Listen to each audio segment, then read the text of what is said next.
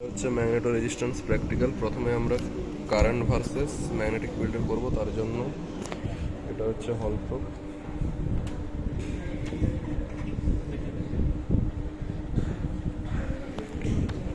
Corresponding এখানে আমরা on করব দুটো সেটা,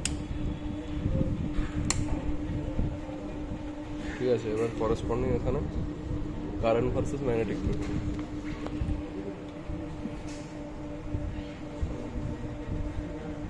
এইদিকে থাকলে এটা মাল্টিপ্লাই ইন্টু 10, এই দিকটা মাল্টিপ্লাই ইন্টু 1। তো এটা নিয়ে মোটামুটি 3 অ্যাম্পিয়ার অবধি যাব।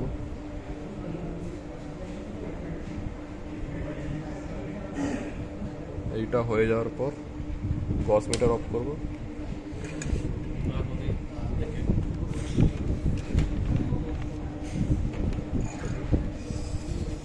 প্রোবটা দিয়ে তারপর এটা হচ্ছে জার্মেনিয়াম ক্রিস্টা বল। এবার এটা অন করলাম, এরপরে কারেন্টের দিকে করে, ঠিক আছে, চেক করবো যে কোথায় ভ্যালুটা ফিক্সড হচ্ছে। ড্রপ কারেন্ট 1.38 এখন স্টেবল। এরপর ওটাকে আবার মিলি ভোল্টের দিকে করে দেবো, আর এদিকে এটা 200 মিলি ভোল্টের রেঞ্জে রাখবো।